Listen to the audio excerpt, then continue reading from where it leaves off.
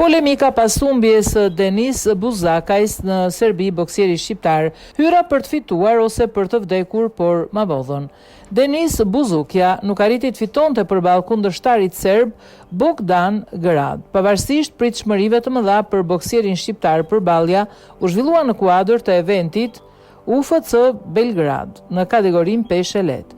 Dueli u mbyll pas shkuar për te raundit të dytë. Polemikat që kanë përfshirë jetin lidhen me çastin kur Buzukja i vendosur në vështirësi dhe pa gjetur mënyrë për t'i shpëtuar kapjes kundërshtarit u konsiderua se dha me këmbë sinjalin e dorëzimit. Megjithatë, shumë tifoz kanë një tjetër interpretim të episodit. Sipas tyre, boksieri shqiptar po përpiqej vetëm të largonte këmbën e rivalit për të mbrojtur dhe nuk kishte synim të sinjalizonte dorëzimin. Pas përfundimit të ndeshjes, luftëtari shqiptar reagoi në rrjetet sociale me një mesazh drejtuar mbështetësve të tij.